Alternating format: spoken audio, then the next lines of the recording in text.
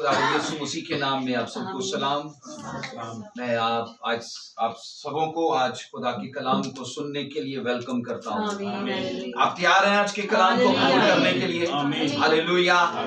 आइए इस खुशखबरी को सुनिए मेरे साथ। पहला कुरिन्थियों और उसका 9 बाब उसकी 27 आयत मुकद्दसा को देखिए। जितने बाइबल मुकद्दस को लेकर बैठे थे वो सभी इस आयत मुकद्दसा को खोलें। पहला कुरिन्थियों 9 बाब और उसकी 27 वर्ष को पढ़ेंगे। 9 बाब पहला कुरिन्थियों और उसकी 27 वर्ष को। जी बेटा पढ़ो ऊंची आवाज में। 27 आयत मुकद्दसा को धीमे धीमे स्लो और ठहर ठहर के से पढ़ो। बल्कि मैं अपने बदन को मारता कूटता और उसे काबू में रखता हूँ, ऐसा न हो कि औरों में मुनादी करके आप ना मकबूल ठहराओ। आमीन। कलाम मुकद्दस को पढ़ा और सुना जाना हमारे लिए बाइस से बरकत रखे। सब बोलिए आमीन। आइए कुछ देर के लिए अपने सर को झुकाइए, मेरे साथ दुआ करिए। बोलिए ऐ कदूस खुदावन, आज के कलाम को कबूल करने के लिए तैयार हूँ। मैं कबूल करने यीशु मसीह के नाम में। आज का कलाम मुझे बदले। आज का कलाम मेरी बरकत के रास्तों को खोले। मेरी लाइफ की उलझनों को दूर करे, बीमारियों से छुटकारा दे। आज के कलाम की कुदरत मेरे जीवन के अंदर बहुत बड़ा काम करे और मैं अपनी लाइफ के अंदर इलाही बदलाव को देखूं यीशु मसीह के नाम में। सब बोलिए आमीन। आज का हमारा मजमून है how can we control our self.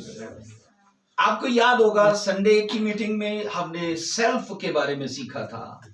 आज हम उसे कंट्रोल कैसे करेंगे, उसे काबू कैसे करेंगे, हम उसके बारे में आयत मुकद्दसा को जिसको पढ़ा है उसमें से सीखेंगे। बल्कि मैं अपने बदन को क्या करता हूं, मारता कूटता और उसे काबू में रखता हूं, ऐसा ना हो कि औरों में मनादी करके आप क्या ना बनो, ना मकबूल ना ठहरू। आज के सरमन को सभी ध्यान से सुनना। आमीन। हालेलुया। यहां पर मैं आज आपको कहना चाहता हूं कि हकीकी क्रिश्चियन लाइफ के लिए, हकीकी मसीही जीवन के लिए सबसे जो बड़ी चीज है वो है ज़ब्ते नफ्स। क्या है वो? ज़ब्ते नफ्स मतलब खुद पर काबू पाना।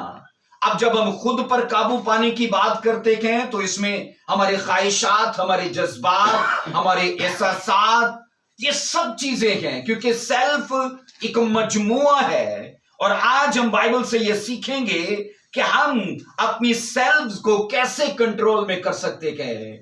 बाइबल ये सीक्रेट बयान करती है कि अगर हमें अपने आप को काबू में करना है उसके लिए क्या करना पड़ेगा। रसूल ने यहां पर कहा कि मैं अपने बदन को मारता कूटता हूं ताकि इसे मैं क्या करूं, काबू में कर सकूं। बाइबल ये सिखाती है कि कुछ भी अपने आप से नहीं होता। कुछ भी बोलिए अपने आप से नहीं होता। हमें लड़ के झगड़ के, हमें उन चीजों के खिलाफ जाके उन्हें अपने कंट्रोल में लेना पड़ता है। और वो चीजें याद रखिए, जब तक हमारे काबू में नहीं है हम अपने जीवन को कभी भी खुदा की मर्जी के जैसा नहीं जी सकते। क्योंकि मैं आपसे कई बार कह चुका हूं, हमारी अपनी ही लाइफ के अंदर हमारा सबसे बड़ा दुश्मन क्या है, और वो हमारी बॉडी है। और बाइबल ये कहती है, रसूल ने यहां पर ये कहा मैं इसी को मारता कूटता हूं, इसी के खिलाफ जाता हूं ताकि मैं इसे कंट्रोल करूं। अब जब मारने की बात आती है तो इसका हरगिज ये मतलब नहीं कि वो डंडा लेके मारता है अपने आप को या मुक्कों से मारता है। मारने से मतलब ये है कि जो जज्बात मेरे रूह के खिलाफ उठते हैं मैं उन्हें कंट्रोल करता हूं। मतलब अगर होली स्पिरिट है या वो आत्मा, वो स्पिरिट जो खुदा ने मुझे दी है, उसके खिलाफ जाने को मुझे बॉडी कायल करती है, मुझे बॉडी फोर्स करती है, मैं उन चीजों को मारता हूं। और मैं आज आपको कहूं कि जिस्म को मारने से मतलब यही है जो हमारी आंख चाहती है देखना, हम वो ना देखें और वो देखें जो खुदा चाहता है। तो ये अपनी बॉडी को मारने के जैसा है। हमारा मुंह जैसे बोलना चाहता है, हम वो वैसे ना बोलें और वैसे बोलें जैसे खुदा का कलाम हमें इजाजत देता है। सो बाइबल के अंदर हर अज़ा, याद रखिए, खुदा चाहता है हमारे अख्तियार में हो। हमारे हाथ, हमारा पांव, हमारा दिल, हमारा बोलना, हमारे कान, हमारी आंखें। और मैं आज आपको कहूं कि जिसका ये सब कुछ उसके अख्तियार में है, उसकी मुकम्मल लाइफ उसके अख्तियार में है, उसका जीवन उसके काबू में है। बाइबल के अंदर हम ये पढ़ते हैं कि हमें मसीही लाइफ को जीने के लिए डेली एक्सरसाइज करनी पड़ती है, अपनी बॉडी को मारने के लिए, अपनी सेल्फ को मारने के लिए, अपनी, मैंने कहा, ख्वाहिशात को मारने के लिए डेली हमें प्रैक्टिस करनी पड़ती है। ये एक ऐसा सब्जेक्ट नहीं है जिसको हम ये कहें कि मैंने मसीह यीशु को कबूल करते वक्त ये सब कर लिया था। ऐसा नहीं होता, क्योंकि जब जब हम मसीही लाइफ में बढ़ते हैं तो मैं आपको कह रहा हूं, शैतान तो बाद में हमारी अपनी बॉडी हमारे खिलाफ होती है, हमारा जिस्म हमारे खिलाफ होता है। और इसलिए एक मसीही जीवन को जीने के लिए क्या करना पड़ता है? बोलिए, डेली एक्सरसाइज करनी पड़ती है। डेली एक्सरसाइज अपनी आंखों को कंट्रोल करने के लिए, डेली एक्सरसाइज अपने मुंह को लगाम देने के लिए, अपने कानों को अपने कंट्रोल में करने के लिए। और मैं आज आपको कह रहा हूं कि जिसके ये अज़ा, बॉडी के अंग अगर हमारे कंट्रोल में गए, उसकी सारी लाइफ उसके अख्तियार में है। बोलिए आमीन, आमीन। इसलिए मसीही लाइफ का सबसे पहला सबक क्या है? बोलिए, ज़ब्ते नफ्स। क्या है? बोलिए, ज़ब्ते नफ्स।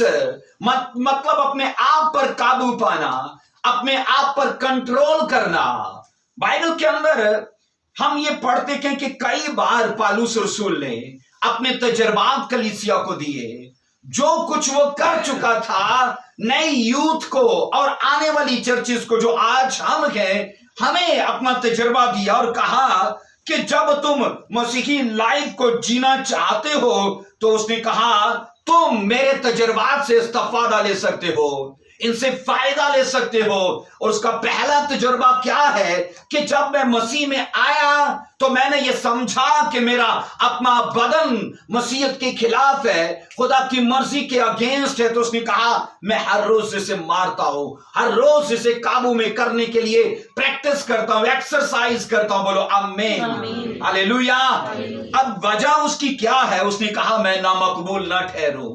क्या ना ठहरूं? ऐसा ना हो कि मैं बॉडी को, उसने कहा, कंट्रोल में ना रख के, उसे बेकाबू रख के मैं लोगों के बीच में प्रचार करते हुए ना मकबूल ठहरूं। हम यहां पर ये सीखते हैं कि रसूल ने कहा ऐसा ना हो कि दूसरों को मैं हेवन का रास्ता दिखाते दिखाते खुद हेवन से बाहर हो जाओ। आज मैं आपको बताऊं, हजारों क्रिश्चियंस की हालत उस घंटी के जैसे है जो चर्च में लगी होती है। वो बजती है तो कईयों को चर्च में बुलाती है, पर सोचो खुद चर्च से बाहर ही रहती है। ऐसे ही है आज कई क्रिश्चियन लोगों का हाल ये है, वो जरिया तो बनते हैं लोगों को मसीह में लाने का, लेकिन अपनी आदतों से, अपनी किरदार से, अपने चलने से ये समझ आती है कि इनका किरदार इनके बोलने के खिलाफ है। इसलिए मसीह ने कहा था जो कुछ यहूदी तुम्हें कहते हैं वो करो, जो ये करते हैं वो कभी मत करो। तो उनकी हालत कैसी है? उस घंटी के जैसे जो टन करके लोगों को बुलाएगी संडे मीटिंग के लिए, लेकिन खुद चर्च से बाहर है। और ये सरमन इस बात के लिए आपको मैंने कहा एहसास दे कि हमें औरों को प्रचार करते करते खुद अपने आप को भी प्रचार करना है। ऐसा कभी नहीं होता कि जिन चीजों को मैं फॉलो नहीं करता और मैं दूसरों को बताऊं, ऐसा कभी नहीं होता कि वो चीजें असर रखे। असर चीजें वो ही रखती हैं जिसके हम खुद फॉलोवर हैं और हम उन्हें फॉलो करते हैं और लोगों को बताते हैं। वो चीजें उनके अंदर असर पैदा करती हैं और उनकी लाइफ को चेंज करती हैं। सब बोलिए आमीन, हालेलुया। इसलिए रसूल को इस खौफनाक इम्कान का एहसास था कि मैं औरों में मनादी करते करते खुद कहीं नालायक ना ठहर जाओ, नकम्मा ना ठहर जाओ, कहीं स्वर्ग से बाहर ना हो जाओ। इसलिए उसने जाना कि जो चीज मुझे स्वर्ग से बाहर कर सकती है वो मेरा अपना खुद का बदन है। और बाइबल ये कहती है, उसने सिखाया कि अगर तुम इसे कंट्रोल में करना चाहते हो क्या करना पड़ेगा, बोलिए, रोज मारना पड़ेगा, रोज मारना पड़ेगा, अपनी ख्वाहिशात के खिलाफ जाना पड़ेगा, अपनी सोचों के खिलाफ जाना पड़ेगा, अपने जज्बात के खिलाफ जाना पड़ेगा। और यही क्रिश्चियनिटी का सबसे बड़ा सबक है। और मैंने कहा यही क्रिश्चियन लाइफ की शुरुआत है। और हकीकत तो यह है कि जिसको अपनी मसीही लाइफ में अपने नफ्स पर कंट्रोल नहीं, अपनी लाइफ पर कंट्रोल नहीं, अपनी बॉडी पर कंट्रोल नहीं, उसने मसीही जीवन के भी शुरुआत ही नहीं की। चाहे उसे चर्च जाते 20 साल 30 साल हो चुके हैं, लेकिन अगर मैंने कहा उसका बदन उसके काबू में नहीं, तो बाइबल ये कहती है उसने अब हकीकी मसीही लाइफ को भी शुरू भी नहीं किया। बोलो ऐसा है कि नहीं? आमीन। इसलिए ये बात हकीकत है कि जो शख्स अपने बदन को काबू में नहीं रखता वो शख्स अभी तक मसीही जिंदगी के उस भेद से और उसके उस लुत्फ से, उसके उस आनंद से या उसकी उस खुशी से वो बेखबर है। तो चाहिए कि जब हमें ये समझ आए कि मेरा बदन मेरी प्रेयर लाइफ के खिलाफ है, मेरी होली लाइफ के खिलाफ है। मैं आपको कई बार बता चुका हूं, शैतान की रूह तक रसाई नहीं है, पर वो रसाई कैसे पाता है? बॉडी को काबू में करके। वो जिस्म को तो काबू में कर सकता है और जिस्म से बुरे काम करवा के वो हमारी स्पिरिट को भी वो मैंने कहा मुतासिर करता है। बाइबल ये कहती है, पालूस रसूल ने कहा ये एक मसीही लाइफ का नाजुक और संजीदा मामला है, हम इसे आसान नहीं ले सकते। अगर हम स्वर्ग में जाना चाहते हैं, अगर खुदा की प्लानिंग को अपनी लाइफ में पूरा करना चाहते हैं, और मैंने कहा अपने कैरियर में एक अच्छी लाइफ देखना चाहते हैं, ब्लेसिंग्स और गवाहियों को हम अपनी जिंदगी में अनलिमिटेड तौर पर देखना चाहते हैं, उसका सीक्रेट ये है हमें ज्यादा रूह में जीना है। कैसे जीना बोलिए? हमें ज्यादा रूह में जीना है और बदन में हमें उतना जीना है जितनी हमारी जरूरत है। लेकिन अगर हम बदन में ज्यादा जिएंगे हमारी रूह मुरझाएगी, हमारी रूह डेड हो जाएगी। इसलिए बाइबल ये कहती है कि ये एक ऐसा हिस्सा है जो नाजुक और संजीदा है। इसलिए जिस शख्स को मिनिस्ट्री करनी है और जो शख्स मसीह के साथ सच्चे तौर पर चलना चाहता है, जो शख्स अपनी जिंदगी में रिजल्ट्स को चाहता है, उसे सबसे पहले क्या करना है? अपने जिस्म को, अपने बॉडी को, अपने आप को अपने कंट्रोल में करना है। बोलो आमीन। अगर मैंने कहा हम अपनी पूरी लाइफ को अच्छा देखना चाहते हैं तो हमें जिस्म से निकल के ज्यादा रूह में जीना पड़ेगा। तो रूह के काम और है और जिस्म के काम और है। सब बोलो हालेलुया। इसलिए मसीही जिंदगी में सेल्फ कंट्रोल का या फिर बॉडी कंट्रोल का इतना हमारी लाइफ के अंदर उतना ही जरूरी है जितना हमारे लिए मंजिल का जरूरी है। हम जितना ज्यादा हेवन जाना चाहते हैं हमारे लिए उतना ही ज्यादा जरूरी है हम जिस्म के खिलाफ लाइफ जिए, हम अपनी भावनाओं को मारें, हम अपनी जज्बात को मारें, हम अपनी ख्वाहिशात के खिलाफ को जिए। बोलो आमीन। आइए एक वर्ष को पढ़िए, पहला कुरिन्थियों 10वां बाब और उसकी 5 से 11वीं वर्ष तक देखिए मेरे साथ। पहला कुरिन्थियों उसका 10वां चैप्टर देखो मेरे साथ, उसकी 5 वर्ष से पढ़ेंगे। यहां पर मैं आपको बताना चाहता हूं कि पौलुस रसूल ने ज़ब्त नफ्स की जरूरत पर जोर देते हुए बनी इस्राएल को जहन में रखा है।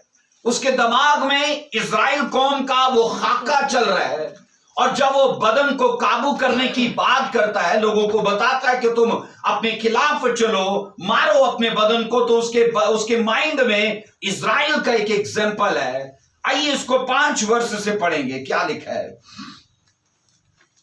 मगर उनमें अक्षरों से खुदा राजी ना हुआ, चुनाचे वो बियाबान में ढेर हो गए। ये बातें हमारे वास्ते कैसे लिखी गई बोलिए? इब्रत ठहरी, ताकि हम बुरी चीजों की ख्वाहिश ना करें जैसे उन्होंने की।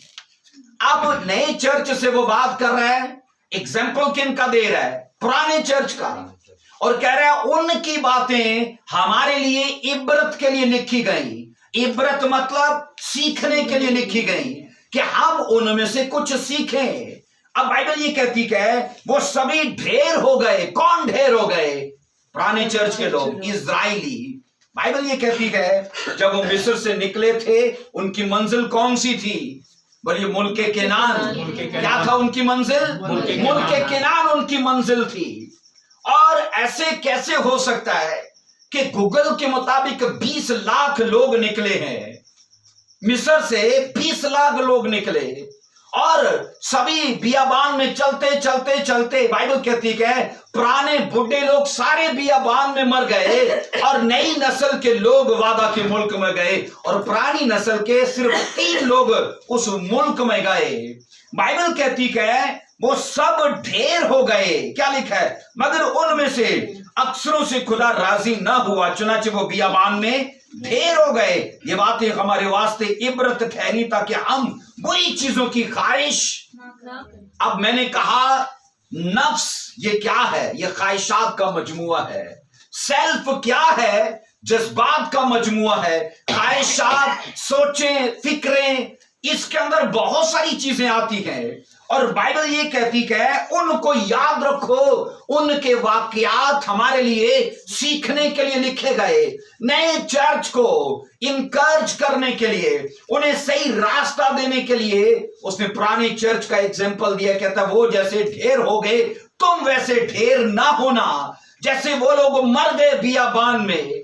आप अगर मुतालिया करिए तो खरूज की किताब ये कहती है जब वो सफर में थे, हालांकि वो सफर 40 दिन का था, लेकिन उनकी गुमराही और बरगश्तगी की वजह से, उनके टेढ़े चलने की वजह से खुदा ने वो सफर उनका 40 साल तवील कर दिया। कि तुम एक दिन के पीछे कितना 40 साल का एक दिन के पीछे 1 साल चलोगे तो 40 दिन का सफर तुम्हें 40 साल में तय करना पड़ेगा। बाइबल ये कहती है हालांकि इंसान को पता ही ना चलता कि फरिश्ते क्या खाते हैं अगर खुदा उन्हें मन्ना ना देता।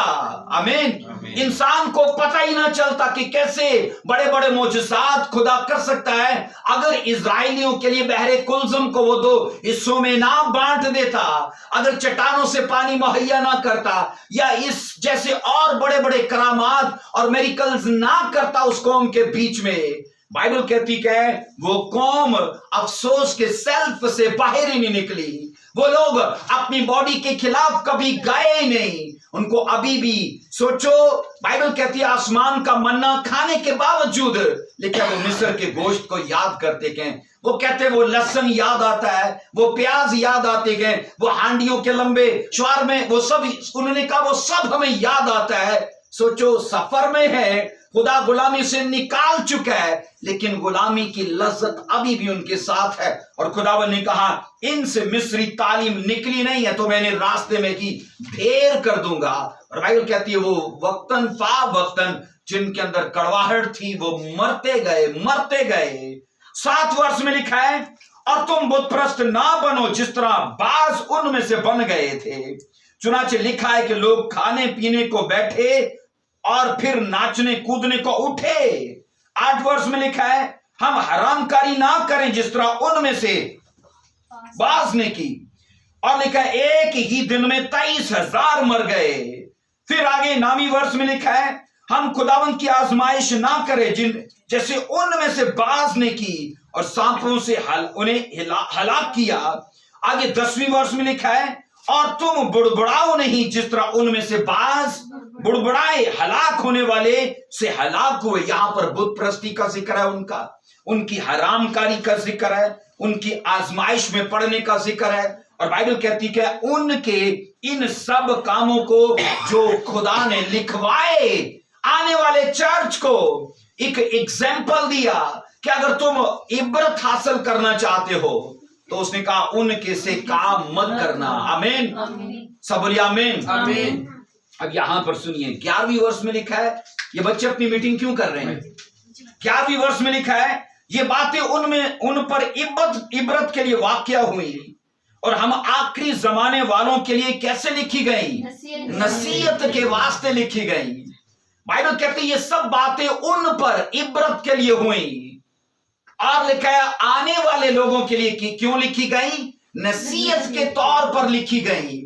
ये वाकयात बाइबल कहती है हमें नसीहत देते हैं कि हम भी एक सफर में हैं कि नहीं? बोलिए। इजराइली मिस्र से निकले, उनका सफर मुल्क के केनान का था। हम पापों से, हम शरीयत से, हम गुनाह से आजाद हुए, हमारा सफर नए यरूशलेम की तरफ है।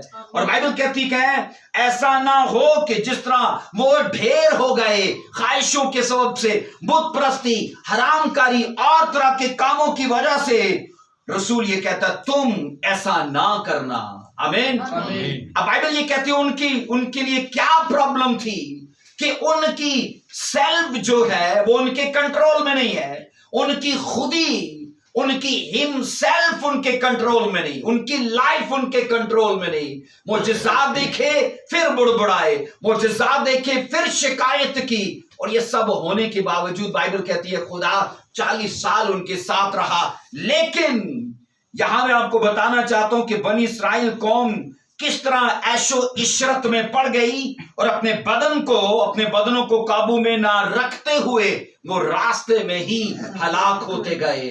हमारे लिए मैंने कहा जितना मंजिल का जरूरी है उतना जरूरी हमारी सेल्फ का मरना है, हमारी बॉडी का कंट्रोल होना उतना ज्यादा जरूरी है। और यहां पहला कुरिन्थियों उसका 10वां बाब 1 से 4 वर्ष तक मैं आपको बताऊं, हमें उन मोजज़ात का जिक्र मिलता है जो मोजज़ात खुदा ने इस्राएल कौम के बीच में किए। 1 से 4 वर्ष तक उन इजाजात का भी जिक्र मिलता है जो खुदा ने उनको बख्शे। और 5 वर्ष में बाइबल कहती है बनी इस्राएल को खुदा ने सजा दी, उस सजा का जिक्र है। और आगे 6 से 10 आयत तक हमें यह पता चलता है कि इजराइली जवाल में चले गए तो उनकी जवाल की वजूहात क्या थी, वो 6 से 10 वर्ष तक लिखा है। उनके जवाल में जाने का, उनकी बीमारियों में जाने का, उनकी तंगियों में जाने की वजूहात जो बाइबल बताती है वो 6 से 10 वर्ष तक लिखी है। यहां मैं आपको बताना चाहता हूं अगर नफसानी ख्वाहिशों को पूरा किया जाए तो याद रखिए वो सर चढ़कर बोलती है। कहां चढ़ के बोलती है? सर चढ़ के। और वो ख्वाहिश एक नर्क है जिनका पेट कभी भरता ही नहीं है। आप तजर्बा कर लीजिए, जो चीज कभी आपने सोची थी, आपने जद्दोजहद करके उसे हासिल किया तो क्या खुशी आ गई लाइफ में? नहीं। फिर एक और बंदा सोचता है कि ये चीज और वो चीज ले ली तो क्या हम ठहर गए, क्या वो खुशी कायम हो गई? ऐसा नहीं होता। इसलिए बाइबल ये कहती है ख्वाहिशात एक ऐसा नर्क है, एक ऐसा गड़ा है जो कभी नहीं भरता। इसलिए बाइबल ये कहती है हमारी लाइफ अगर हम चाहते कि हमारे अख्तियार में हो, पहला काम क्या करना है? बोलिए। अपने आप को काबू में करना है। आमीन।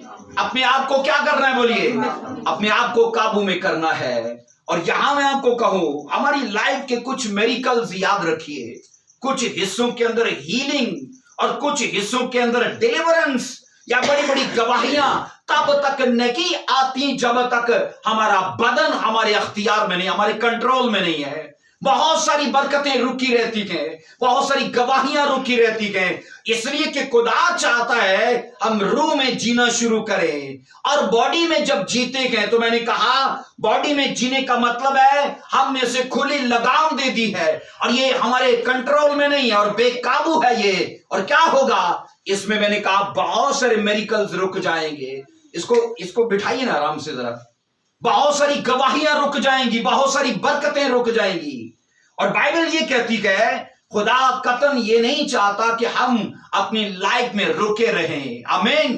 खुदा चाहता है हम आगे बढ़े, लेकिन वो मैंने कहा हकीकी क्रिश्चियन लाइफ में उसे इस्तिफादा लेने का एक ही सीक्रेट है और वो है कि अपने आप को कंट्रोल में करो। अपने आप को बोलो क्या करो? कंट्रोल में करो। इसलिए पौलुस रसूल ने कहा 9 बाब की 27 वर्ष में उसने कहा मैं रोज अपने बदन को मारता हूं, मैं रोज इसके खिलाफ जीता हूं। बदन में जो ख्वाहिशात उठती हैं, जो जज्बात उठते हैं, रसूल ने कहा मुझे इनके खिलाफ चलना होता है। और याद रखो, हम जब जब बॉडी की मानेंगे तो ये हमें खुदा से दूर ही रखेगा। हमारी प्रेयर लाइफ मुतासिर तब होती है जब हम बॉडी की सुनते हैं। मैंने कहा हमारी स्पिरिचुअल लाइफ तब नहीं बढ़ती जब हम बॉडी में जीते हैं। और खुदा का कलाम ये कहता है, रसूल ने कहा अगर तुम अपनी बॉडी को कंट्रोल करो तो अपनी सारी लाइफ को कंट्रोल कर पाओगे। पर होगा कैसे? उसने कहा तुम्हें इसे मारना पड़ेगा। आमीन। डंडों से नहीं बल्कि जज्बात, ख्वाहिशात और एहसासात को उसने कहा अपने काबू में करना पड़ेगा। और ये याद रखो, आसान तो नहीं पर नामुमकिन भी नहीं है। ये एक पेनफुल प्रोसेस है। कैसे पेनफुल प्रोसेस है कि अगर एक आदमी का नशे को मन करता है और उसे ये समझ आ जाए कि नशा मेरी बॉडी करती क्या, मेरी स्पिरिट नहीं करती, और मैं इसे नशा दे के अपनी बॉडी को भी डैमेज कर रहा हूं, अब क्या करेगा वो? अपनी बॉडी को और उस जज्बे को जो उसके अंदर नशे के लिए है वो उसे मारेगा। हो सकता है हमारी बॉडी के अंदर किसी के लिए इंतकामी जज्बा हो कि मुझे लड़ना है उसके लिए, मुझे बुरा करना है उसका, लेकिन अब क्या है? ये सेल्फ है, ये सेल्फिशनेस है, बाइबल कहती है। और हम अगर हकीकी मसीहियत की बात करते हैं तो वो रूह में जीने का नाम है, ना के बॉडी में जीने का। बोलिए आमीन, हालेलुया।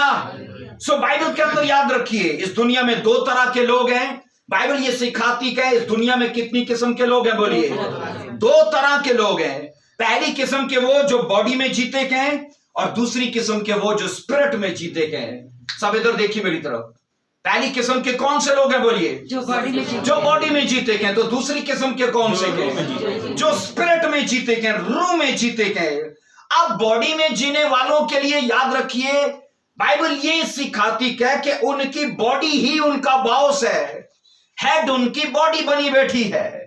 और जो रूह में जीते हैं उनके लिए अच्छी बात यह है कि उन्होंने अपनी रूह को मौका दिया है कि रूह उन पर हुक्मरानी करे, रूह उन्हें कमांड करे, रूह उन्हें, मैंने कहा, कंट्रोल करे।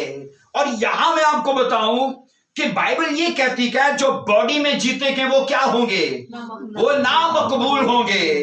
बाइबल कहती है जो सेल्फ में जीते हैं, जो बॉडी में जीते हैं, कलाम ये कहती है उनके नताइज भी तो आएंगे ना। एक वो जो रूह में जीते हैं, एक वो जो बॉडी में जीते हैं, तो दोनों का रिजल्ट भी तो आएगा। तो एक का रिजल्ट क्या आया कि वो नामकबूल है, तो दूसरे का रिजल्ट क्या आया? वो मकबूल है, क्योंकि उसने स्पिरिट में टाइम लगाया है। इसलिए हमें क्या रिजल्ट चाहिए अपनी लाइफ के लिए, ये हम पर डिपेंड करता है कि खुदा पर करता है। बोलिए हम पे डिपेंड करता है। हमें फेलियर चाहिए कि सक्सेसफुल लाइफ चाहिए, हमें विक्टोरियस लाइफ चाहिए कि फेलियर लाइफ चाहिए, ये हम पर डिपेंड करता है। और बाइबल ये कहती है अगर तुम विक्टोरियस लाइफ को जीना चाहते हो, अगर पीसफुल लाइफ को जीना चाहते हो, अगर फ्रूटफुल लाइफ को जीना चाहते हो, सक्सेसफुल लाइफ को जीना चाहते हो, उसने कहा बॉडी को मारना शुरू करो। बोलो आमीन, हालेलुया। किस पर काम करेंगे हम? बोलिए स्पिरिट पर काम करेंगे कि वो बढ़े, और बॉडी पर काम करेंगे कि वो मरे, हम उसे कंट्रोल में करने के लिए। और बाइबल कहती है वो कैसे कंट्रोल होगी? रसूल ने कहा मैं रोज उसे मारता हूं। अब मारने से मैं आपको कह चुका हूं, जो हमारी आंखें देखना चाहती है, अब वो ना देखे तो ये उसके लिए मार के जैसे क्या है। हमारे कान जैसा सुनना चाहते हैं, हम वैसा ना सुने तो ये उसके लिए कमार के जैसा है। हमारी भावनाएं जैसा करना चाहती हैं, जज्बात जैसे हैं, अगर हम वैसा नहीं करते हम उसके खिलाफ जाते हैं। हकीकी जो क्रिश्चियन लाइफ की बात मैं कर रहा हूं, मैंने कहा वो जिस्म के खिलाफ जाके जीने में है। सब बोलो आमीन। अब यहां पर मैं आपको बताऊं, बाइबल ये कहती है तुम, उसने कहा क्या करो? बाइबल के अंदर जो 27 वर्ष में पढ़ा है, लेकिन नोबाब की 27 वर्ष में, बल्कि मैं अपने बदन को मारता कूटता हूं, उसे काबू में रखता हूं, ऐसा ना हो कि औरों में प्रचार करते करते क्या हो जाऊं? ना मकबूल ना ठहरूं। अब ना मकबूल के लिए जो यूनानी लफ्ज आया है 96 नंबर का, वो है एडोकीमोस, क्या है बोलिए? एडोकीमोस यूनानी जुबान का लफ्ज है, और वो मैं कह रहा हूं ये नामकबूल के लिए है। अब उसका पहला तर्जुमा क्या है? डिस्क्वालिफाइड, कि कहीं उसने कहा हम नालायक ना ठहर जाएं, हम नाअहल ना ठहर जाएं। फिर वो ये कह रहा है कास्टअवे। कास्टअवे मतलब उसने कहा मैं कहीं नकारा ना हो जाऊं, मैं कहीं उसने कहा तबाह हाल ना हो जाऊं।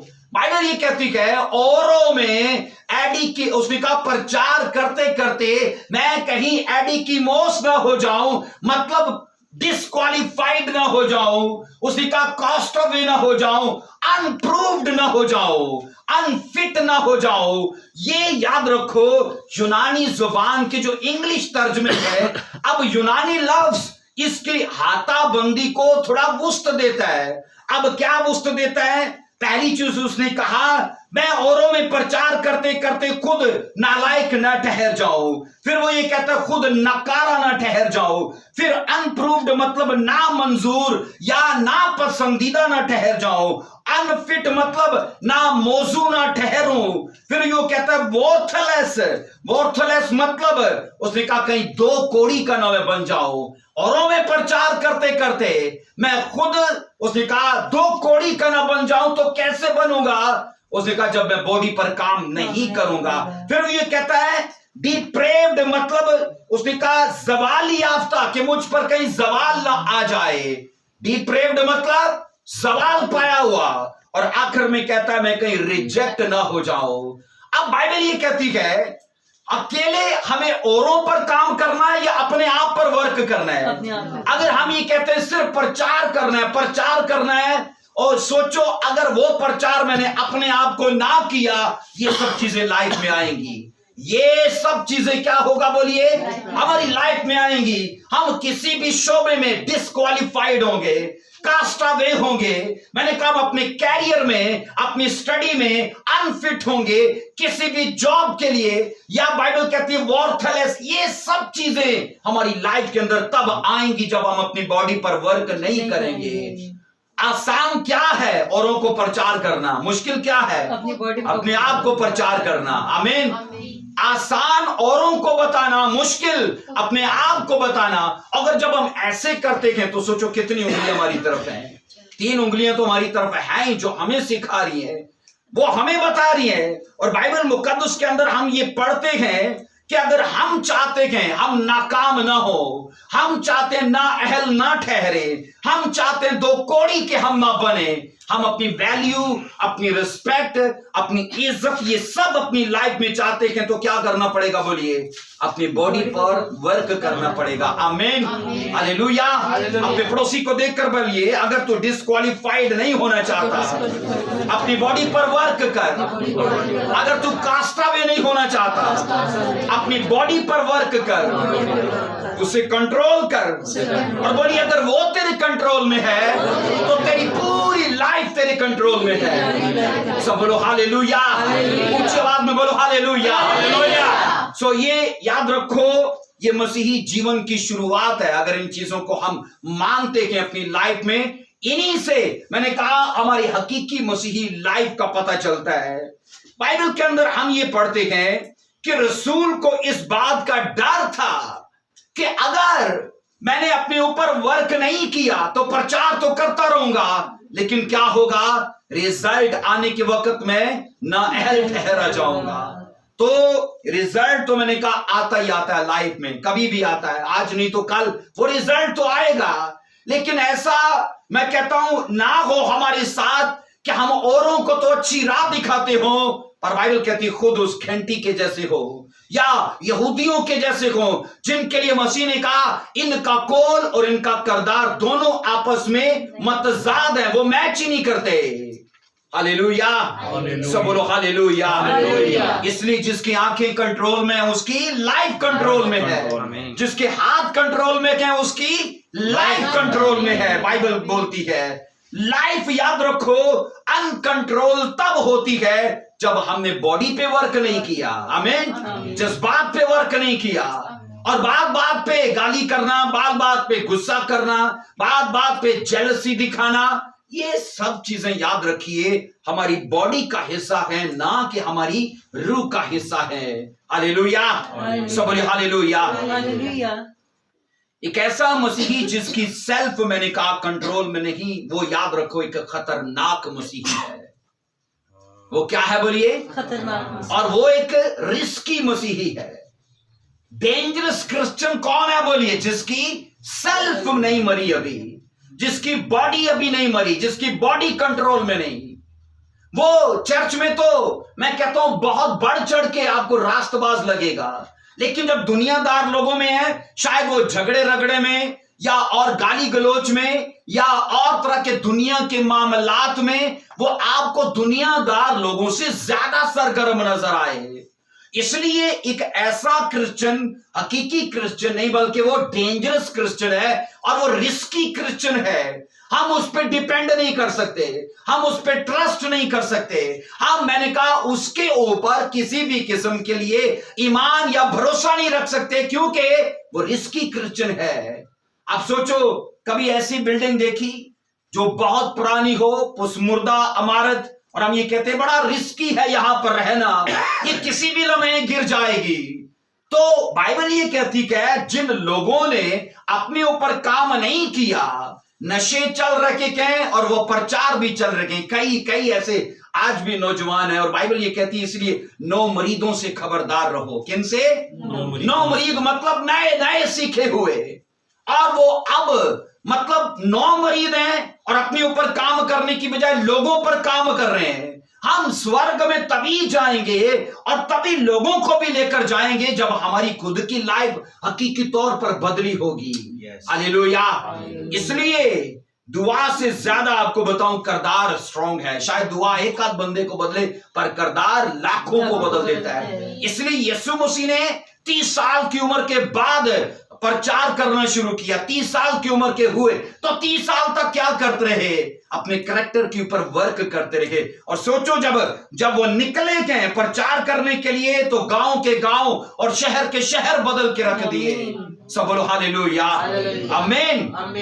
बाइबल के अंदर हम ये पढ़ते कि हमें रिस्की क्रिश्चियन नहीं बनना, हमें डेंजरस क्रिश्चियन नहीं बनना, और अगर रियल क्रिश्चियन बनना है तो बाइबल कहती है वो एक ऐसा क्रिश्चियन होगा जिसने अपनी सेल्फ को मारा होगा, जिसने अपनी सेल्फ को कंट्रोल में किया होगा। आइए एक वर्ष को पढ़िए, गलतियों का खत, उसका 5 बाब और उसकी 6ठी वर्ष को पढ़िए जल्दी से मेरे साथ। गलतियों का खत और उसका 5वां बाब और उसकी 6ठी वर्ष को देखो क्या लिखा है। हम जितना रूह में बढ़ेंगे तो उतना ही हम बॉडी को कंट्रोल कर पाएंगे, ये बाइबल बताती है। बाइबल ये कहती है जितना रूह पर काम करोगे उतना बॉडी को तुम हल्का लोगे, तुम बॉडी में हल्का चलोगे और उसे अख्तियार में पाओगे। लिखा है 5 बाब की 16वीं वर्ष में, मगर मैं ये कहता हूं कि रूह के मुआफिक चलो तो जिस्म की ख्वाहिशों को हरगिज पूरा ना करोगे। कैसे जिस्म की ख्वाहिशें हम पूरा ना करने की ताकत हासिल करते हैं? बोलिए कैसे? रूह में चल के। कैसे चल के? जैसी पढ़ो ऊंची आवाज में इस वर्ष को। मगर मैं ये कहता हूँ कि रूह के मुआफिक चलो तो जिस्म की ख्वाहिश को हरगिज पूरा ना करो। हाँ, मगर मैं ये कहता हूं कि रूह के मुआफिक चलो।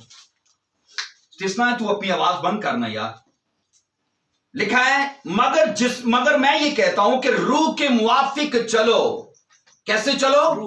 रूह के मुआफिक चलो। और लिखा है बाइबल ये कहती है कि तुम जिस्म की ख्वाहिशों को पूरा ना कर पाओगे। और मैं ये कह रहा हूं, ये ताकत कैसे आती है, ये सामर्थ कैसे मिलता है, ये कैसे पावर मिलती है? बाइबल कहती है रूह में जीने से। आमीन। कैसे जीने में? रूह में जीने में। अब रूह में जीने से मतलब है वही कि हम अपनी बॉडी की नहीं सुनते, हमें अपने जिस्म के खिलाफ चलना होता है। और बाइबल ये कहती है अगर तुम ये चाहते हो कि जिस्म की ख्वाहिशों को पूरा ना कर पाओ, बाइबल कहती है तुम रूह में चलना शुरू करो। रूह, याद रखो, हमारी जात का वो हिस्सा है जिसको यीशु मसीह ने अपने लहू से धोकर पवित्र किया, पाक किया। और मैं इसीलिए कह रहा हूं कि शैतान जिस्म को पकड़ता है हमारी रूह तक रसाई करने के लिए। और बाइबल इस बात के लिए हमें इनकारज करती है कि वो तुम्हारा हिस्सा जो यीशु मसीह के लहू से धुल के पवित्र हुआ, उसमें लाइफ को जियो, तो तुम अपने जिस्म को काबू कर पाओगे, उसे कंट्रोल कर पाओगे। आज की यूथ की सबसे बड़ी प्रॉब्लम ये है क्योंकि वो रूह में जीना नहीं चाहते, वो रूह में चलना नहीं चाहते। वो कैसे चलना चाहते हैं? वो जिस्म में चलना चाहते हैं, वो जिस्म में जीना चाहते हैं। वो उन्हीं ख्वाहिशात को अपनी लाइफ में लेते हैं जो उनकी बॉडी उन्हें देती है। इसलिए नई जिंदगी बाइबल कहती है उसमें पुरानी ख्वाहिशों के लिए कोई गुंजाइश नहीं है। किन के लिए? पुरानी ख्वाहिशों के लिए। नई जिंदगी जिसमें हमने चलने के लिए बपतिस्मा लिया, तौबा की, और आज भी हम इसीलिए मीटिंग में हैं कि हम नई जिंदगी में चलने के लिए खुदा से वो ज्ञान, वो शाउर हासिल करें। तो उसमें किसके लिए गुंजाइश नहीं है?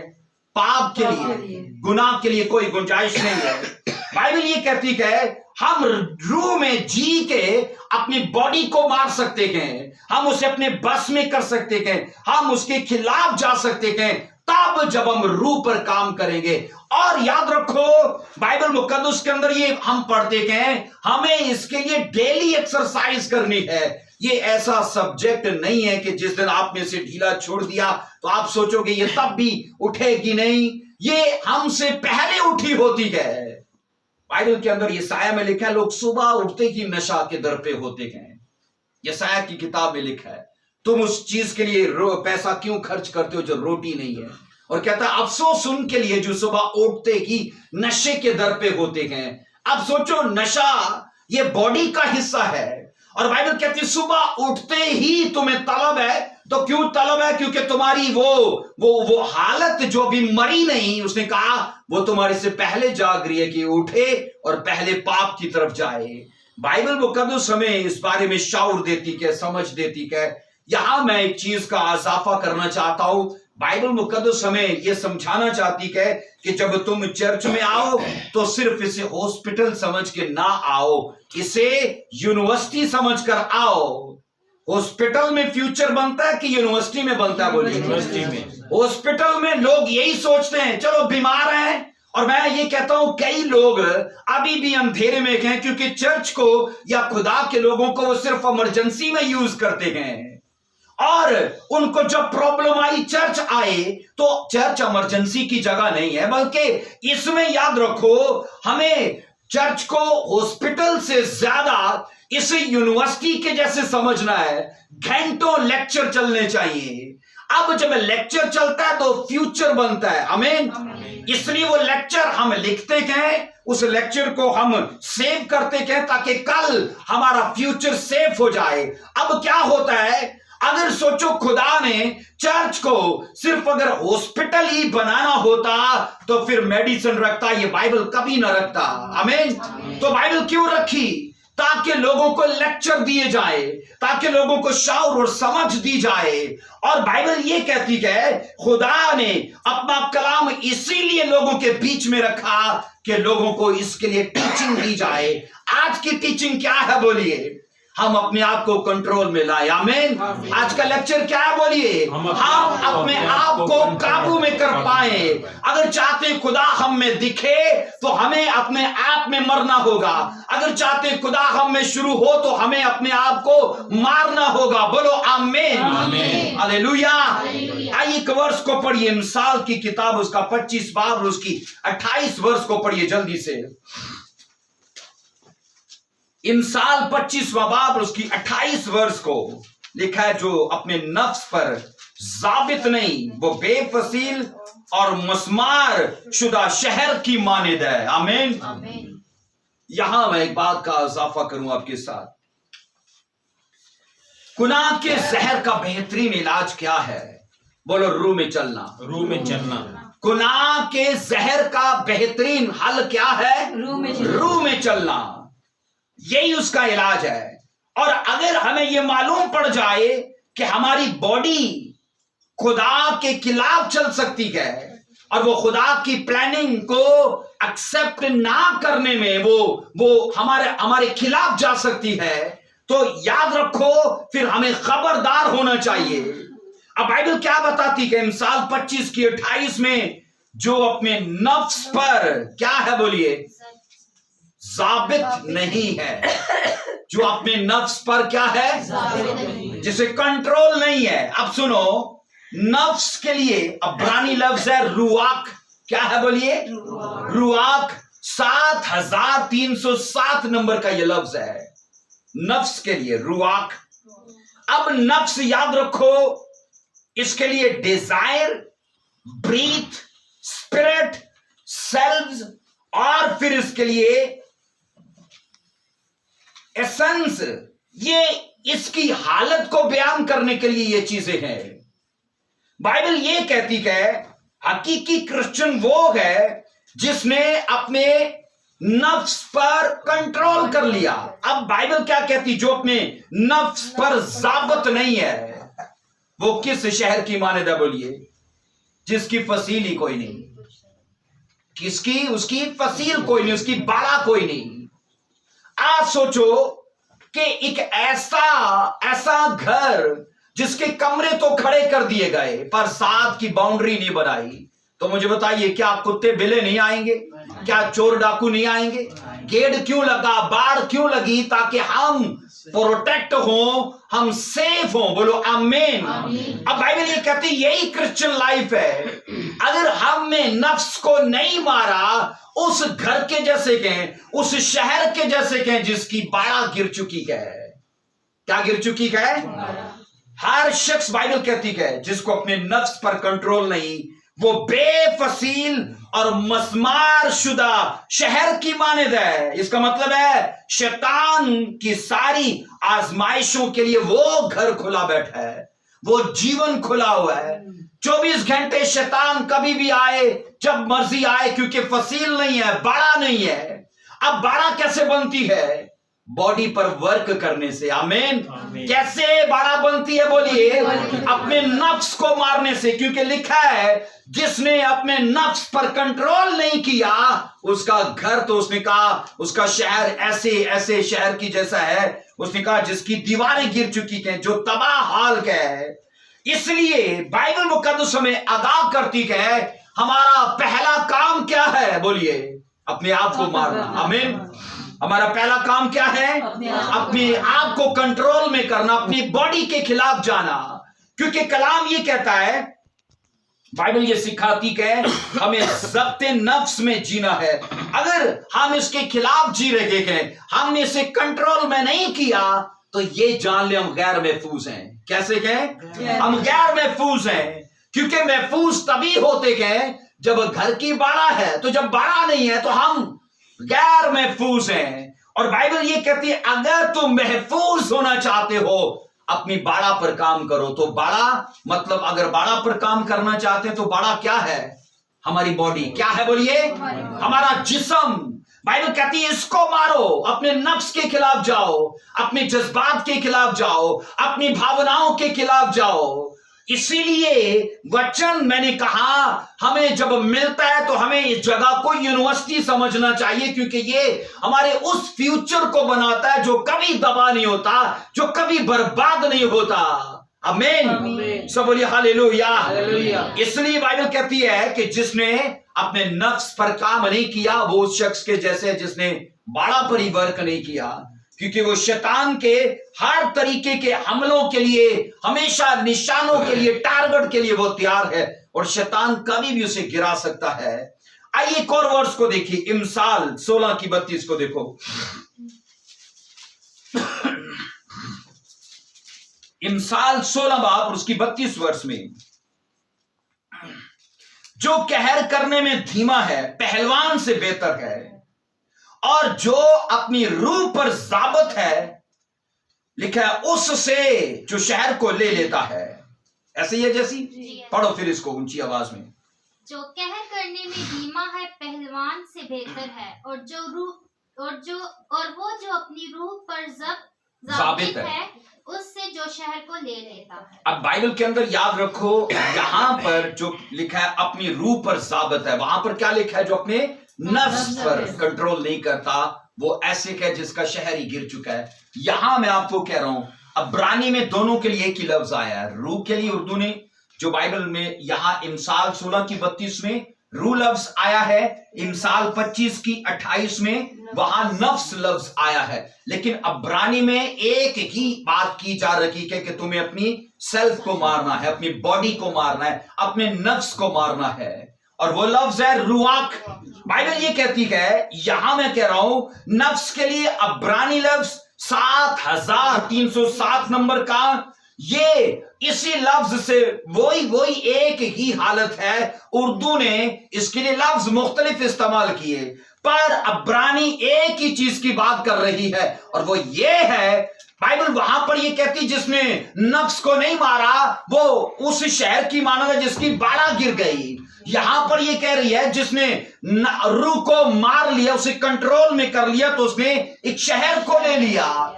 इसका मतलब है हम जब नफ्स को जीत लेते हैं, अपने जीवन को जीत लेते हैं, ये एक छोटा सा शहर है, बोलिए, ये एक छोटी सी मैंने कहा सिटी है जिसमें हम जीते हैं, और इस पर अपनी हुक्मरानी नहीं, मैंने कहा बदन की नहीं, बल्कि हमें रूह की हुक्मरानी को लाना है। और पिछली वर्ष में कह रहा है जिसने नफ्स को नहीं मारा, इसका मतलब है उसने बड़ा पर वर्क नहीं किया, और यहां पर ये कह रहा है जिसने रूह को मार लिया उसने शहर ले लिया। इसका मतलब है हमें अपनी सिटी को जीतना है। आमीन, सब बोलो हालेलुया।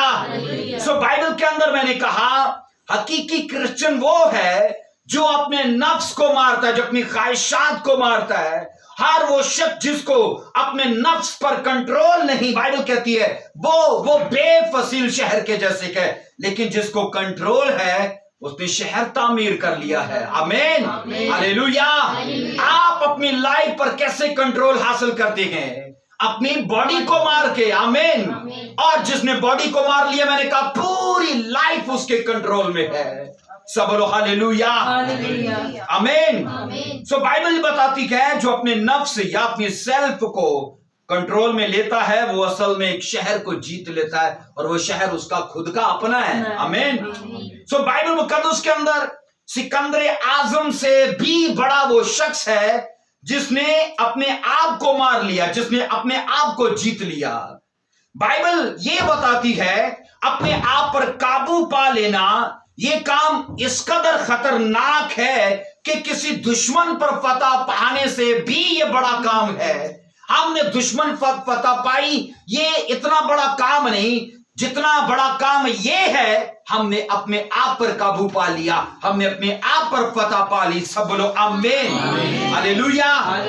यहां मैं बताऊं आपको, बैरूनी यलगार की निस्बत अंदरूनी बगावत को चकनाचूर करना या उसे कुचलना ज्यादा मुश्किल है। अब बैरूनी यलगार क्या है? आप किसी अपने दुश्मन पर हल्ला बोलते हो, 15-20 लोग ले गए और वो अपना दफा कर लेता है। अब उसने क्या किया? आपकी बैरूनी यलगार को रोक लिया। और मैं ये कह रहा हूं ये चकनाचूर करना इतना मुश्किल नहीं है जितना मुश्किल अंदरूनी बगावत को, क्योंकि बगावत हमारी सेल्फ में है, हमारी बॉडी में है। बगावत वो कौन सी? जो स्पिरिट के खिलाफ है, जो खुदा के खिलाफ है। और मैंने कहा उसको मारना उस यलगार से ज्यादा मुश्किल है, लेकिन नामुमकिन नहीं है। आमीन, हालेलुया। मैं एक आपको तजर्बा बताता हूं। कभी आप पर किसी भी पाप का अटैक होता है, नशे का, फॉर्निकेशन का, लालच का, चोरी का, उस अटैक का क्या इलाज है? वो अटैक हुआ और आपका मन कर रहा है, आप ये सोचते हो मैं उसके बिना रहूंगा नहीं। आप में उस टाइम उसे कंट्रोल करना है। क्या करना है? उसे कंट्रोल करना है। अब दूसरी बार जब वो अटैक होगा तो वो पहले की निस्बत कमजोर होगा। पहले अगर वो 100% हुआ तो अब वो 98% होगा, क्योंकि 2% आपने पहले अटैक पर उसे लागर कर दिया, कमजोर कर दिया। अब आपने 98% उसे कमजोर, 98 मतलब 2% कमजोर कर दिया। अब तीसरी बार उसी ही चीज का फिर से अटैक हुआ, आपने उसे फिर कंट्रोल किया। अब चूंकि वो डबल आपने कंट्रोल किया तो वो डबल मरेगा। आप इस तरह से कंट्रोल करते करते उसी ख्वाहिश का, उसी बुरे जज्बे का, मैंने कहा आप दफा करते हो, उसके खिलाफ जाते हो, और एक टाइम आता है आप उसे टोटल कमजोर कर देते हो, फिर वो सर नहीं उठाता आपके खिलाफ। बोलिए आमीन। आइए वर्ष को पढ़िए, रोमियो 8 की 13 को देखिए मेरे साथ। रोमियो 8 की तरह जल्दी से देखिए। जिनके पास बाइबल है वो जरूर खोलिए मेरे साथ। सबको समझ आ रही है? बोलिए आमीन। आमीन। Thank you Lord Jesus. Romeo 8 की 13 में लिखा है, क्योंकि अगर तुम जिस्म के मुताबिक जिंदगी गुजारोगे तो जरूर मरोगे। अगर रूह से बदन के कामों को नेस्तो नाबूद करोगे तो क्या होगा? जीते रहो। जीते रहोगे। बाइबल कहती है रूह में जीना है कि बदन में जीना है? किस में जीना है? रूह में। क्योंकि अगर तुम जिस्म के मुताबिक जिंदगी गुजारोगे तो उसने कहा मरोगे। इसमें कोई शक नहीं है, कोई गुंजाइश नहीं है, इसमें कोई रियायत नहीं दी गई। हम पर छोड़ा गया है और ये खुदा ने अपने ऊपर नहीं लिया, हम पर छोड़ दिया कि तुम जैसे जियोगे वैसा होगा तुम्हारे साथ। और लिखा है अगर तुम, उसने कहा जरूर है कि रूह में चलो, तो उसने कहा इस तरह से तुम बदन के कामों को नेस्तो नाबूद करोगे। बुरे काम, मैंने कहा, बदन के साथ जुड़े गए। और बाइबल कहती है तुम इस तरह से क्या करोगे? जीते रहोगे। सब बोलो आमीन। आमीन। अगर लाइफ चाहिए तो बाइबल यहां पर सीक्रेट बयान करती है, रूह पर काम करना शुरू करिए। हालेलुया। कहां पर काम करना शुरू करिए? रूह पर काम करना शुरू करिए। बॉडी में जीने का भी रिजल्ट आता है और स्पिरिट में जीने का भी रिजल्ट आता है। अब दोनों के रिजल्ट वाज़िया है। बॉडी, बाइबल कहती है, जिसे हम सेल्फ भी कहते हैं, सेल्व्स भी कहते हैं, और भी भावनाएं, इमोशंस और सब कुछ हम उसका नाम लेते हैं, उसका रिजल्ट या नतीजा निकलता है तो मरोगे। क्या होगा? मरोगे। मैंने कहा बॉडी के अंदर जीने का रिजल्ट यह है कि मौत आएगी, लेकिन स्पिरिट में जीने का रिजल्ट आता है कि तुम जीवन पाओगे। आमीन। तुम जिंदा रहोगे। बाइबल ये कहती है ये दो तरह के रास्ते हैं और उसने कहा ये तुम्हें अख्तियार करने के हैं। मैं तुम्हें उनका ज्ञान दे रहा हूं, शऊर दे रहा हूं, समझ दे रहा हूं, तुम्हें नॉलेज दे रहा हूं। और उसने कहा ये तुम्हें अख्तियार करना है। जिसमें जियोगे तो उसने कहा मरोगे, रूह में जियोगे तो उसने कहा जिंदा रहोगे। इसीलिए रसूल को इस बात का अंदेशा था कि वो कहीं डेड ना हो जाए, मर ना जाए, और वो जीना चाहता था। और उसे ये पता था कि अगर मुझे जीना है तो मुझे जिस्म के कामों को मारना है। आमीन। हालेलुया। इसलिए जो जिस्म के मुताबिक जिंदगी गुजारते हैं वो ना सिर्फ जिस्मानी मौत मरते हैं बल्कि वो रूहानी मौत भी मर जाते हैं। ये कितनी दर्दनाक मौत है कि एक ही मौत में दोनों मौतें मर गए, है ना। सोचो, जो पाप में मर गया ये मौत भी मर गया तो आने वाली मौत भी मर गया, है ना। तो जो इस जीवन में अच्छी लाइफ जी गया वो यहां पर भी जी गया और वहां पर भी जी गया। और मैं कह रहा हूं कितनी अफसोसनाक ये मौत है, क्योंकि वो एक मौत नहीं मरता जिस्म में जीने वाला, वो दो मौतें मर रहा है, क्योंकि आग की झील उसका वेट कर रही है। हालेलुया। सब बोलिए आमीन। अगर हम, मैंने कहा, जिस्म को कंट्रोल करें तो बाइबल कहती है उसका एक ही हल है कि तुम्हें कैसे जीना होगा? रूह में जीना होगा और अपनी रूह को बॉस बनाना होगा। आइए एक वर्ष को पढ़िए, गलतियों 5:17 को देखिए जल्दी से। हमारी सेल्फ, याद रखो, या हमारी बॉडी कभी वो नहीं करना चाहती जो हमारी स्पिरिट करना चाहती है। इनके काम, याद रखिए, एक दूसरे के खिलाफ हैं, ये कभी एक साथ नहीं चलते। गलतियों 5:17। क्योंकि जिस्म रूह के खिलाफ ख्वाहिश करता है और रूह जिस्म के खिलाफ, और ये एक दूसरे के मुखालिफ है, ताकि जो तुम चाहते हो वो ना करो। ताकि जो तुम चाहते हो वो ना करो। तो कौन नहीं करने देता? शैतान नहीं करने देता, हमारा जिस्म करने नहीं देता। बाइबल ये कहती है क्योंकि जिस्म रूह के खिलाफ है। इसका मतलब है, खिलाफ से मतलब ये उसके अगेंस्ट है, ये उसकी दुश्मन है।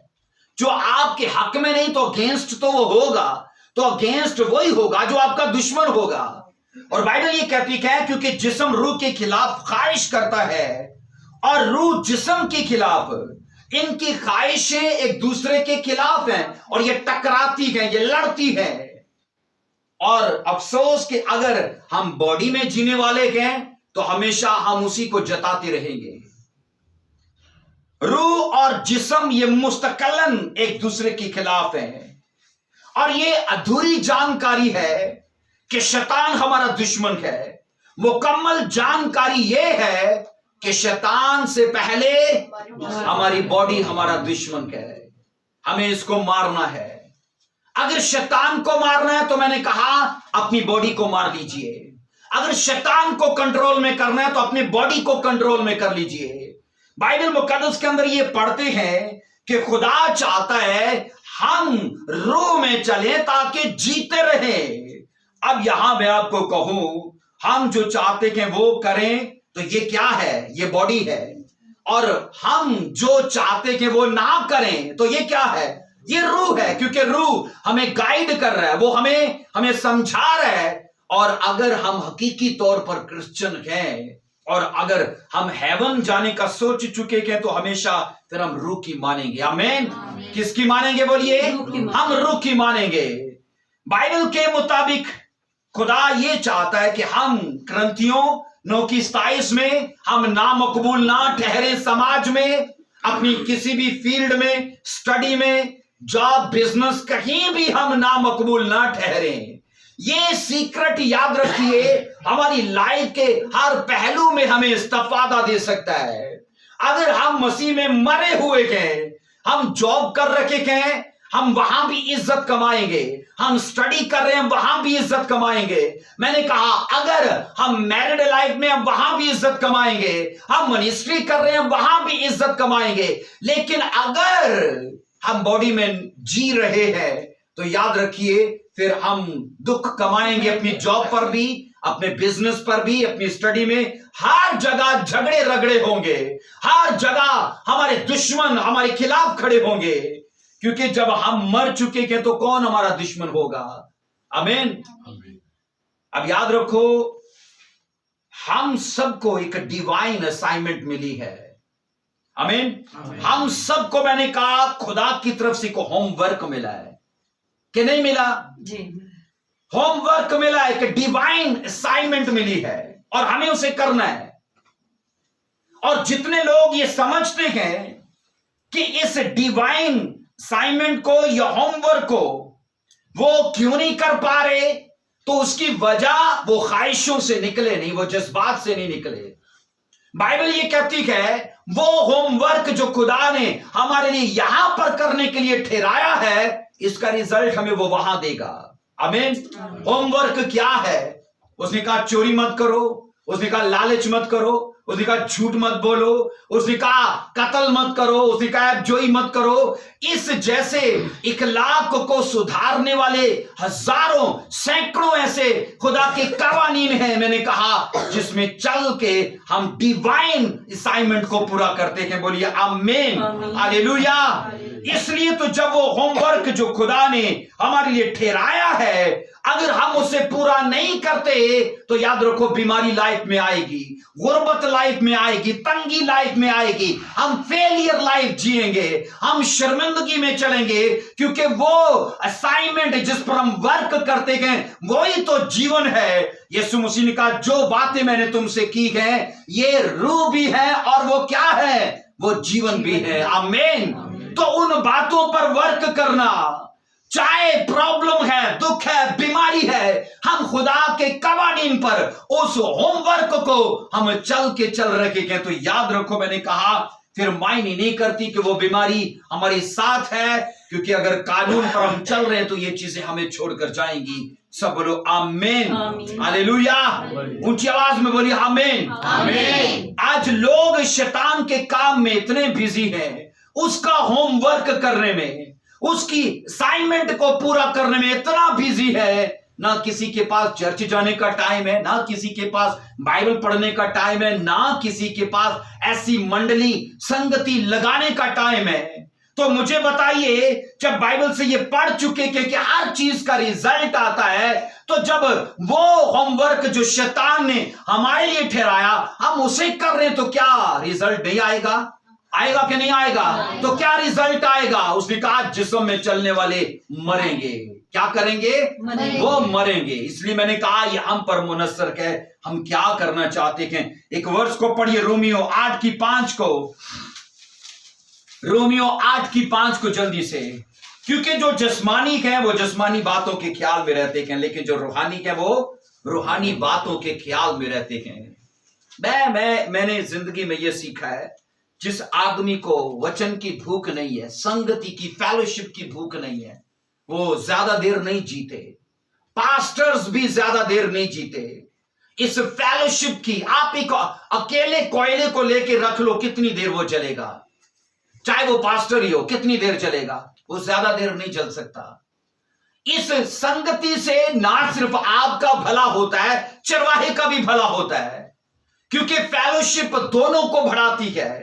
बाइबल के अंदर हम ये पढ़ रहे हैं, जो खुदा के हैं वो खुदा के लोगों की, उसने कहा खुदा की बातों की तलाश में रहते हैं।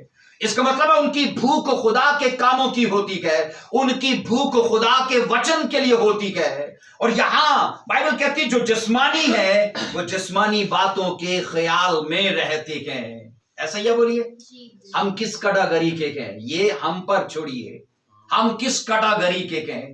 तो हम शायद बोलना ना चाहें, लेकिन मैं आपको बता रहा हूं, हमारी तलाश बताएगी, हमारी तलाश बताएगी, क्योंकि हम जिन चीजों की अंदर हैं हम उन्हीं चीजों को तलाश करेंगे, तो हमारी तलाश बताएगी कि हम किस कैटेगरी के हैं।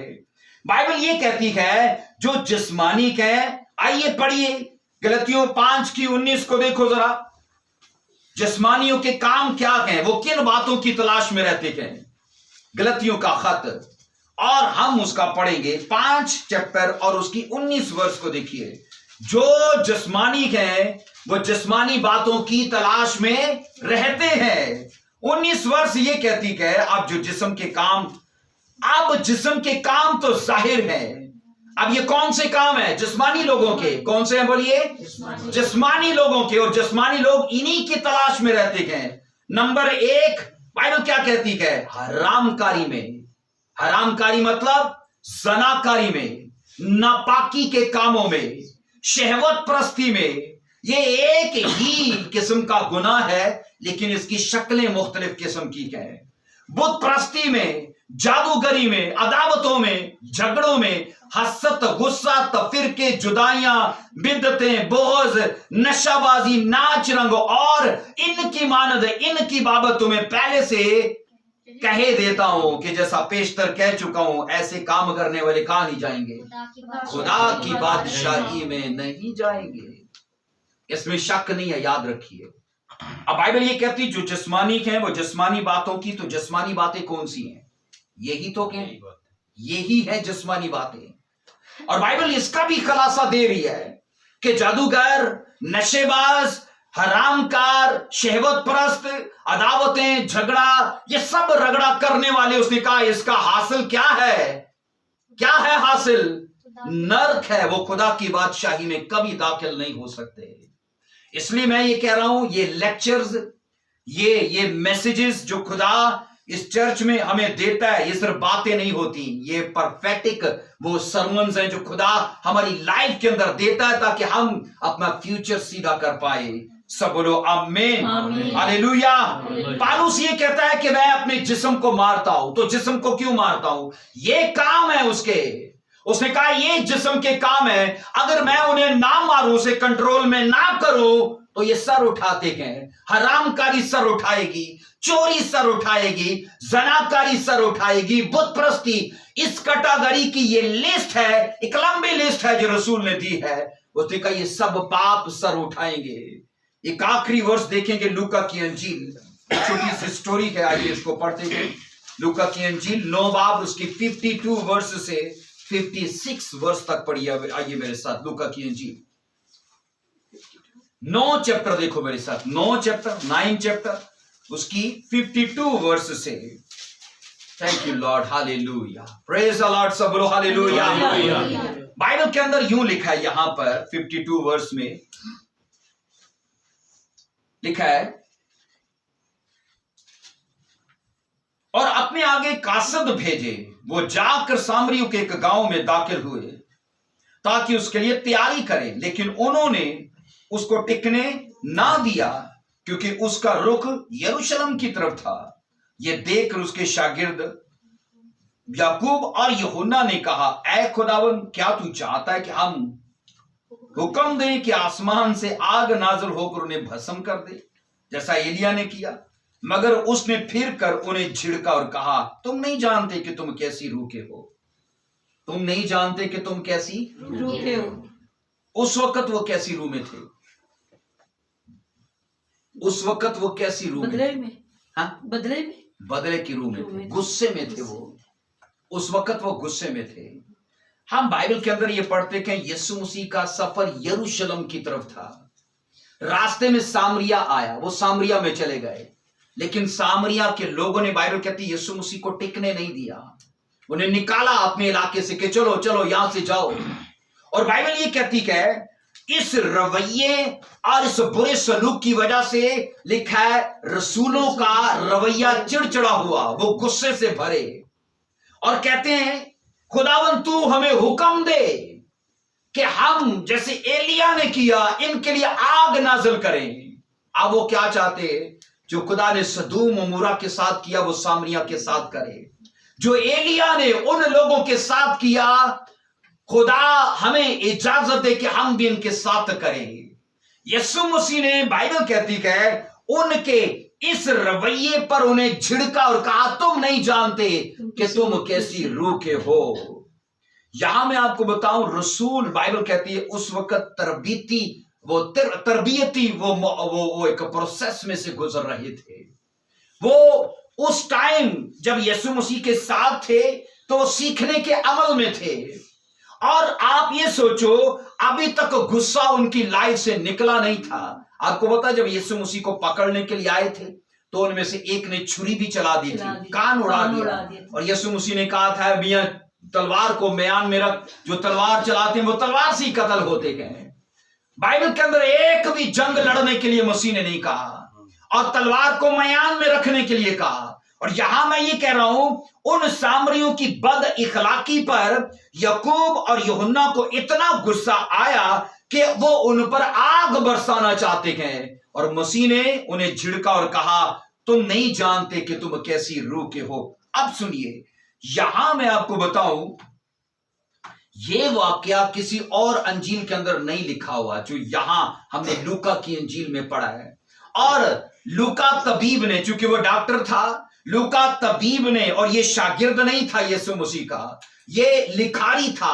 और ये पालूस रसूल के साथ चलता, हमेशा वो उन्हीं के सफर को लिखता था। कई लोग गलती कर जाते हैं कि लूका वो भी रसूल था। लूका ना तो शागिर्द था ना रसूल था, ये यीशु मसीह के चुने हुए लोगों में से नहीं था, ये बाद में इनके साथ शामिल हुआ। बाइबल के अंदर ये पढ़ते हैं, मैंने कहा, लूका ने शागिर्दों में से इन दो पर रोशनी डाली कि इन दो लोगों ने झगड़ा किया, इन दो लोगों ने गुस्सा किया, इन दो लोगों का वहां पर रवैया बिगड़ गया। याद रखो, बाइबल के अंदर मसीह खुदावन ने 55 आयत में उनसे कह दिया था कि तुम नहीं जानते कि तुम कैसी, अब वो कैसी रूह थी, बोलिए? गुस्से की रूह थी, वो झगड़े की रूह थी।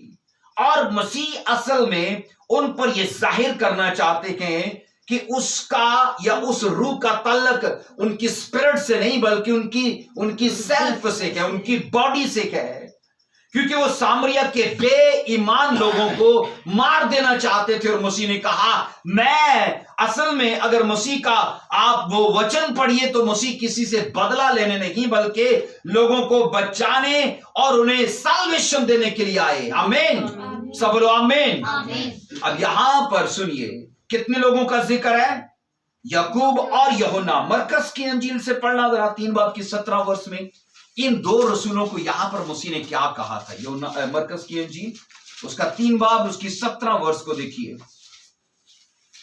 3 बाब की 17वीं वर्ष में क्या लिखा है? यूहन्ना, मरकस की अंजील 3 चैप्टर और उसकी 17वीं वर्ष में लिखा है, और जब्दी का बेटा याकूब और याकूब का भाई यूहन्ना, जिसका नाम बोअनर्गस यानी गर्ज के बेटे रखा। बाइबल कहती है याकूब और यूहन्ना का यीशु मसीह ने क्या नाम रखा? सन्स ऑफ थंडर, गर्ज के बेटे।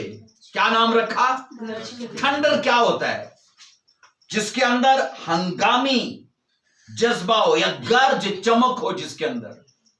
जिन लोगों ने यानी याकूब और यूहन्ना ने आगे जाकर झगड़ा किया, मसीह ने उन्हें गर्ज के बेटे कहा कि तुम हंगामा करने वाले हो। यहां मैं आपको बताऊं, शायद उन्होंने अपनी इस आदत के ऊपर अभी तक काम ही नहीं किया, और मसीह उनको बता रहे हैं कि तुमने अभी तक ये नहीं जाना कि तुम कैसी स्पिरिट के हो। और मसीह ने उनसे कहा तुम गर्ज के बेटे हो, सन्स ऑफ थंडर हो, कि तुम हंगामा पसंद करते हो, तुम जोश में रहते हो और तुम्हें होश नहीं रहती। यहां बाइबल ये कहती है हर एक क्रिश्चियन को अगर हकीकी तौर पर मसीह के जैसे या उसकी मर्जी के जैसे समाज में लाइफ को जीना है, उसे कहां पर काम करना है? बोलिए, अपनी बॉडी पर, आमीन, और अपनी रूह पर।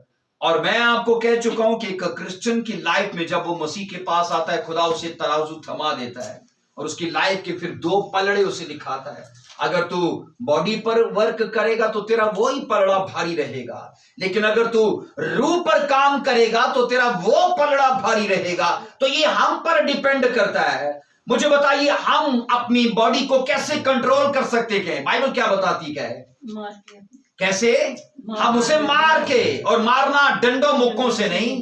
मैंने कहा वो ख्वाहिशें जो रूह के खिलाफ है, वो जज्बात जो खुदा के खिलाफ है, जो वचन के खिलाफ है, हम उन्हें मार के अपनी सेल्फ को काबू करते हैं। सब बोलो आमीन। आइए अपने सर झुकाएंगे, अपने हाथ उठाइए, आज के मैसेज को रिसीव करिए ताकि खुदा हमें ग्रेस बख्शे और ये मैसेज हमारी लाइफ को बनाए।